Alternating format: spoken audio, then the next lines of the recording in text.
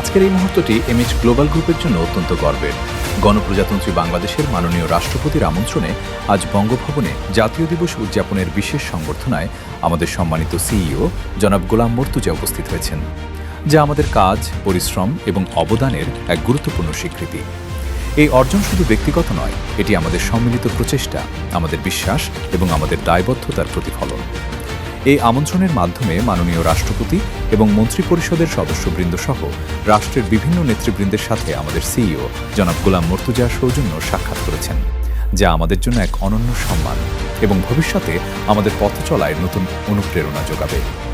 Alhamdulillah, it's a great opportunity for me and for the Dr. Mosazza Foundation to be recognized here in the Bangabhavan, invited by the Honorable President, and we feel that this is a recognition of our hard work and dedication and to contributing in social and economic sectors in Bangladesh.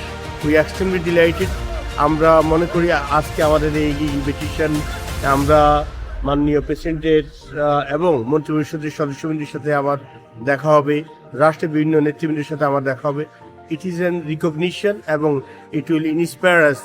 আমরা এই বাংলাদেশকে সোনার বাংলাদেশ, একটা আদর্শ ইনসাফভিত্তিক বাংলাদেশ করার জন্য আমাদের যেই জার্নি, সেই জার্নিকে আগামী আরও আমাদেরকে এনকারেজ করবে।